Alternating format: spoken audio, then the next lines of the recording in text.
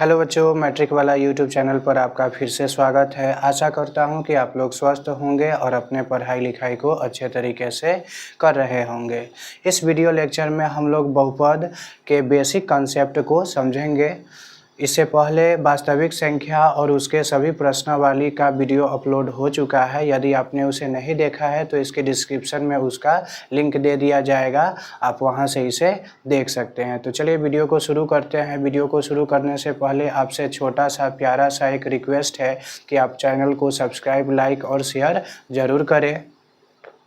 तो चलते हैं अपने वीडियो की ओर। बहुपद क्या होता है? तो बहुपद वैसा बीजीय व्यंजक होता है जिसमें प्रत्येक चर की घात पूर्ण संख्या होती है।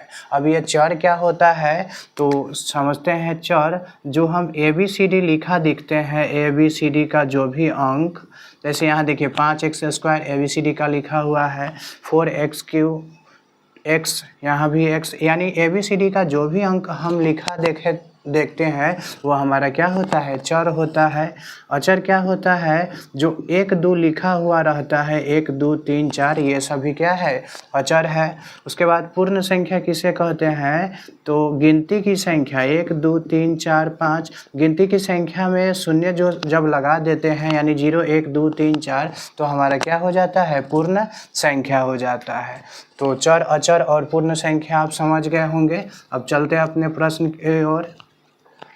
तो बहुपद का घात क्या होता है? जिसमें प्रत्येक चर यानी कि सभी चर पर घात क्या होना चाहिए? हमारा पूर्ण संख्या होना। जितना भी चर है वो सभी चर पर घात अगर पूर्ण संख्या होगा तो बहुपद होगा, और पूर्ण संख्या नहीं होगा तो बहुपद नहीं होगा। बहुत ही ध्यान से समझिएगा, क्योंकि इससे हर साल बोर्ड परीक्षा में 2 अंक के प्रश्न बनते हैं। यदि आपने इसे ठीक तरीके से समझ लिया तो आपका 2 अंक फिक्स हो गया। तो अब देखते हैं, इस पर x है तो x का घात हमारा कितना है? 2 है। 2x है तो इस पर कुछ नहीं है, इसका मतलब इसका घात कितना है? 1 है। और 3 पर घात कितना है? हमारा 0 है। 3 पर कुछ नहीं है, इसका मतलब 3 पर हमारा घात कितना है? 0 है। तो अब 0 कैसे होगा? तो 3 को हम 3 गुने 1 लिख सकते हैं, मान हमारा 3 आएगा। और किसी भी, और फिर 1 है तो x पर पावर अगर 0 लिखेंगे, यानी कि किसी भी संख्या पर घात 0 देने पर क्या हो जाता है? उसका मान 1 हो जाता है। तो हमारा ये फिर 3 का 3 आ जाएगा। तो इस पर कुछ नहीं है, मतलब इसका घात कितना हुआ? 3 का घात हमारा 0 हुआ। अब देखेंगे कि यहाँ भी हमारा इसका भी घात पूर्ण संख्या है, इस वाला का भी घात पूर्ण संख्या है, और इसका यानी सभी पदों का घात क्या है? पूर्ण संख्या है। इसलिए ये हमारा क्या हुआ? बहुपद हुआ। अब दूसरा एग्जाम्पल देखते हैं। यहाँ x का घात पूर्ण संख्या है, यहाँ x का घात पूर्ण संख्या नहीं है, और यहाँ पर x का घात पूर्ण संख्या है। यानी कि 3 पद है तो 3 पद में से 2 पद का घात पूर्ण संख्या है और 1 पद का घात पूर्ण संख्या नहीं है। तो इसलिए हमारा ये बहुपद नहीं होगा, क्योंकि सभी पर होना चाहिए। ऐसा नहीं है कि 2 पर हो गया और 1 पर नहीं है फिर भी बहुपद होगा। 1 पर भी हो जाए, 1 पर भी अगर पूर्ण संख्या नहीं रहता है तो हमारा बहुपद नहीं होगा। अगले प्रश्न की ओर देखते हैं। तो यहाँ -4x³, तो हमें चर पर देखना है, अचर से हमको नहीं लेना देना है। अगर चर पर घात पूर्ण संख्या हो, चर माने ABCD वाला, तो अगर चर पर घात पूर्ण संख्या हो तो यहाँ देखिए x पर पावर 3 है, यहाँ x² है, और यहाँ क्या है? 0 है इसका घात। तो ये हमारा क्या हुआ? बहुपद हो गया, क्योंकि इसके सभी चर क्या है? पूर्ण संख्या है। अब इसे देखेंगे, यहाँ तो पूर्ण संख्या है और यहाँ पूर्ण संख्या नहीं है, यहाँ पे पूर्ण संख्या। तो कहिएगा कैसे आप चिन्हें? यहाँ तो 2 है पूर्ण संख्या। तो आप 9th क्लास में घातांक पढ़े होंगे। तो क्या होता है? जब 1/x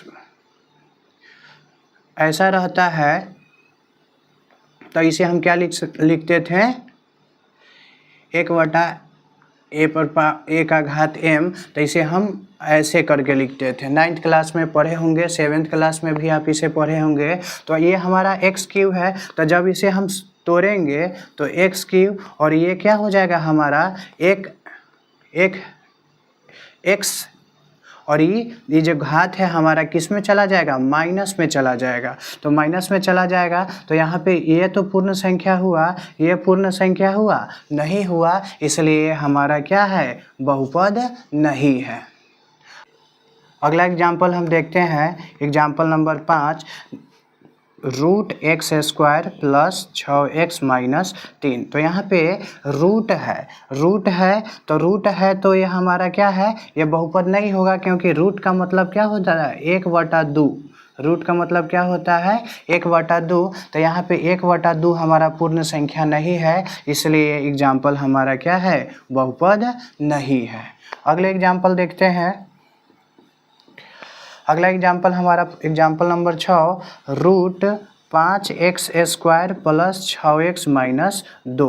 तो ये हमारा बहुपद है। हमें चर पर, यहाँ पे चर पे ही रूट था, लेकिन यहाँ चर पे रूट नहीं है, यहाँ पे चर पे क्या है, 2 है, और यहाँ पे 1 है, और यहाँ पे कुछ नहीं है तो क्या है, 0 है, इसलिए हमारा क्या हुआ, बहुपद हुआ। हाँ, एक और बात, आप एग्जाम्पल में ऐसा सही गलत का निशान जरूर लगाइएगा, नहीं तो कोई अगर आपका कॉपी देखता है तो अगर आप सही गलत का निशान नहीं लगाते हैं तो यहाँ तो लिखा हुआ है उदाहरण, तो आपको कहेगा यार कैसे उतार लिया, ये तो है बहुपद नहीं है, फिर भी तो उदाहरण में उतारे हुआ है। इसलिए आप यहाँ जरूर इसको, जो बहुपद नहीं है उसे काट दे, जो बहुपद है उसे सही का टिक जरूर लगाए।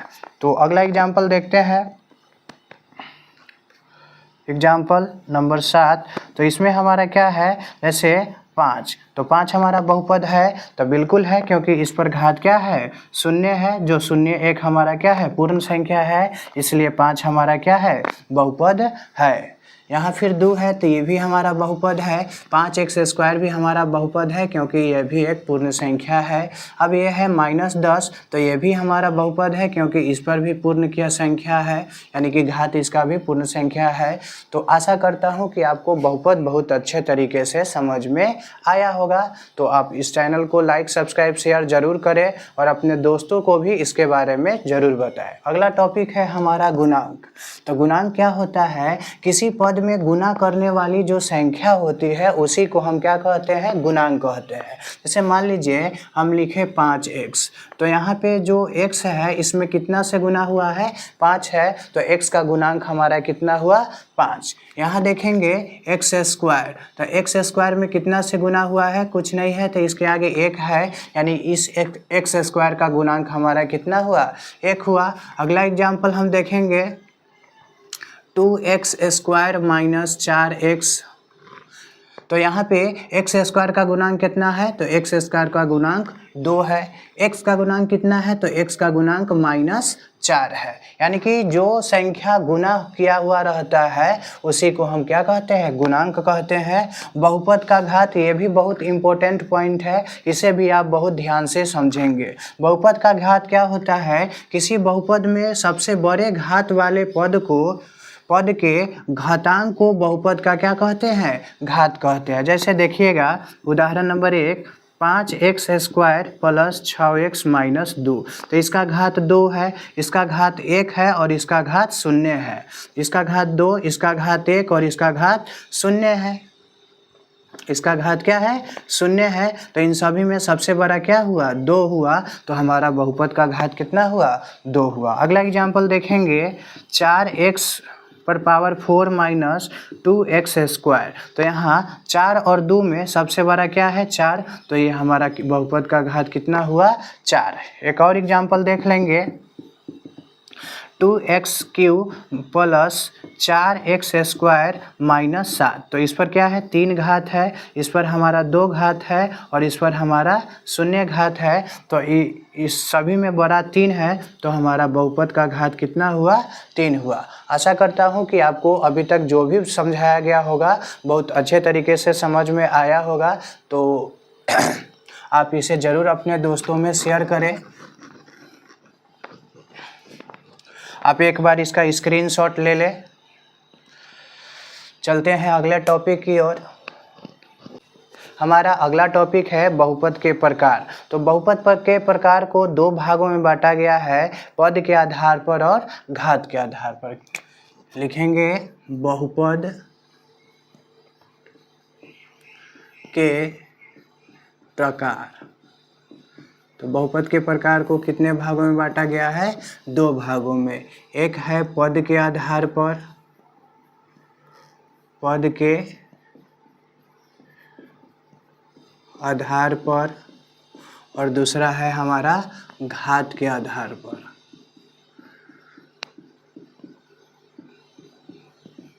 घात के आधार पर। पद के आधार पर कौन बहुपद होते हैं? एक पदी बहुपद, दूसरा द्विपदी,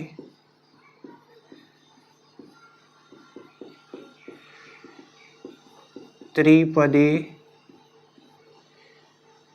और घात के आधार पर क्या होते हैं? रैखिक बहुपद,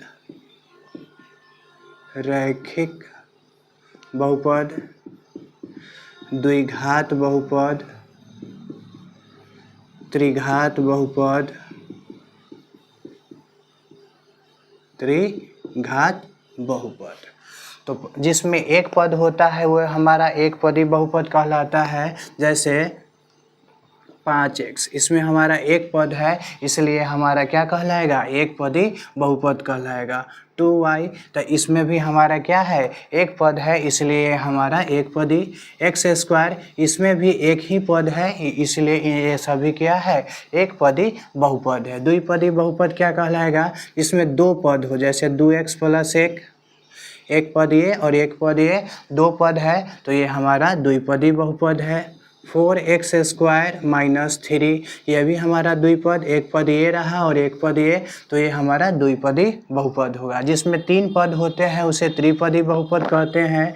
जैसे 4x² + 2x - 3, 1, 2, 3 पद, तो ये हमारे 3 पदी बहुपद हुए।